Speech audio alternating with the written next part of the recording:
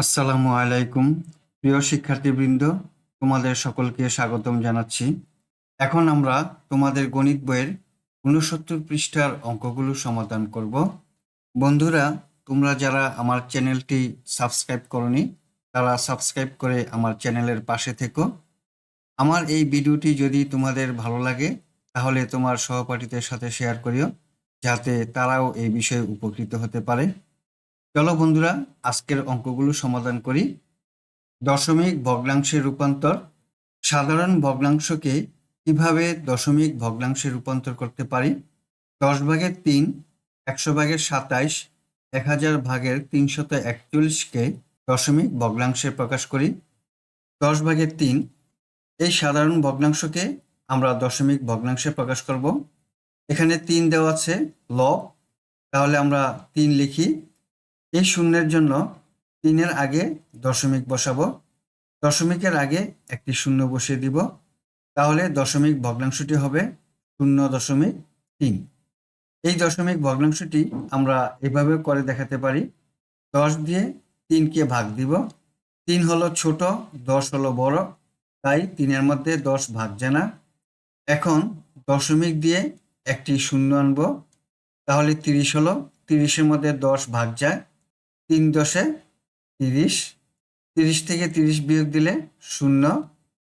এই দশমিকের আগে একটি শূন্য বসিয়ে দিব, তাহলে দশমিক ভগ্নাংশটি হলো 0.3।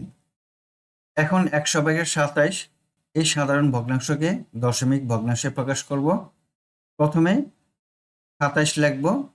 হর হলো 100, একের পাশে দুটি শূন্য আছে, তাই 1 2 এই দুইটি সংখ্যার আগে একটি দশমিক বসাবো, দশমিকের আগে আরেকটি শূন্য বসিয়ে দিব, তাহলে দশমিক ভগ্নাংশটি হলো 0.27। 1000/341, প্রথমেই 341 লিখব। একের পাশে তিনটি শূন্য, তাহলে 1 2 3 এই তিনটি সংখ্যার আগে একটি দশমিক বসাবো, দশমিকের আগে আরেকটি শূন্য বসিয়ে দিব, তাহলে দশমিক ভগ্নাংশটি হলো 0.341। এবার 5/3, 25/7, 500/173কে দশমিক ভগ্নাংশে প্রকাশ করি। 5/3 হর হলো 5, 5কে এমন একটি সংখ্যা দিয়ে গুণ দিব যাতে গুণফল 10, 100, 1000 এই ধরনের সংখ্যা হয়। 5কে যদি 2 দিয়ে গুণ দিই তাহলে 5 দুগুণে 10, এই 10 হলো। হরকে যে সংখ্যা দিয়ে গুণ দিব লবকেও একই সংখ্যা দিয়ে গুণ দিব। এখন 5কে যেহেতু 2 দিয়ে গুণ দিছি, তাহলে 3কেও 2 দিয়ে গুণ দিব।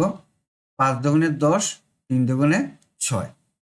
10/6 হলো সাধারণ ভগ্নাংশ। এই ভগ্নাংশকে আমরা দশমিক ভগ্নাংশে প্রকাশ করব। প্রথমে 6 লিখি, একের পাশে একটি শূন্য, তাহলে 6-এর আগে দশমিক বসাবো, দশমিকের আগে একটি শূন্য বসিয়ে দেব, তাহলে দশমিক ভগ্নাংশটি হবে 0.6। 25/7 এই ভগ্নাংশের হর ও লবকে 4 সংখ্যা দিয়ে গুণ দিই, তাহলে 4 25 100, 4 7 28। এখন 28 লিখব। একের পাশে দুটি শূন্য আছে, তাহলে 1 2 এই দুইটি সংখ্যার আগে দশমিক বসাবো, দশমিকের আগে একটি শূন্য বসিয়ে দিব, দশমিক ভগ্নাংশটি হলো 0.28। 500/173 এই ভগ্নাংশটির হর এবং লবকে 2 দিয়ে গুণ দেই। এখন এই সাধারণ ভগ্নাংশকে দশমিক ভগ্নাংশে প্রকাশ করব। 346 লিখি, একের পাশে তিনটি শূন্য, তাহলে 1 2 3 এই তিনটি সংখ্যার আগে একটি দশমিক বসাবো, দশমিকের আগে শূন্য বসিয়ে দিব, তাহলে দশমিক ভগ্নাংশটি হলো 0.346। নিচের ভগ্নাংশগুলোকে দশমিক ভগ্নাংশে প্রকাশ করি। 1 নম্বরে 20/7 হর এবং লবকে একই সংখ্যা দিয়ে গুণ দিব, হরকে 5 দিয়ে গুণ দিব এবং লবকেও 5 দিয়ে গুণ দিব। 5 20 100, 5 7 35।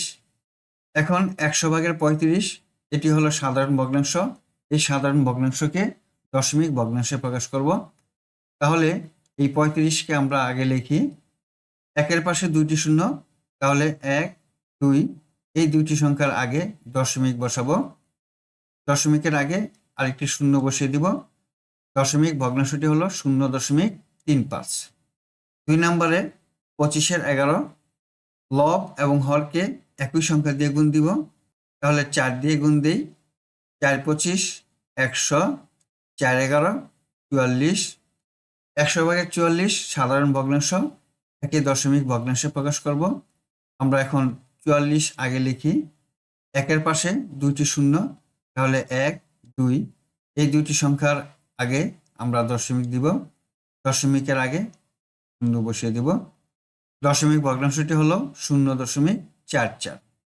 3 নম্বরে 50/37 হর এবং লবকে একই সংখ্যা দিয়ে গুণ দিব। 2 দিয়ে গুণ দিই। 50 দুগুণে 100, 37 দুগুণে 7 দুগুণে 4, হাতে 1, 3 দুগুণে 6, 6 আর 1 7, 74।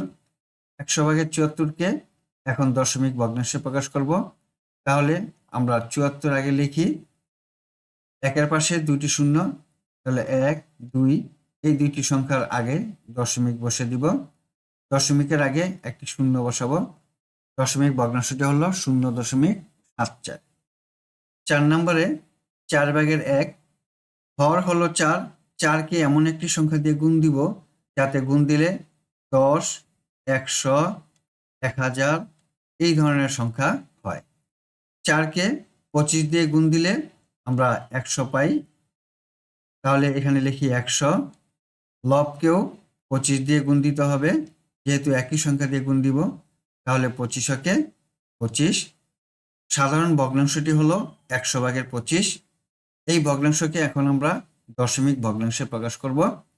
তাহলে প্রথমেই আমরা লিখি 25। একের পাশে দুটি শূন্য আছে, তাহলে 1 2 এই দুইটি সংখ্যার আগে দশমিক বসিয়ে দিব। দশমিকের আগে একটি শূন্য বসিয়ে দিব। দশমিক ভগ্নাংশটি হলো 0.25। বন্ধুরা, আশা করি আজকের অঙ্কগুলো বুঝতে পেরেছ। আজ তাহলে এই পর্যন্তই। দেখা হবে পরবর্তী ভিডিওতে। আল্লাহ হাফেজ। আসসালামু আলাইকুম ওয়া রাহমাতুল্লাহ।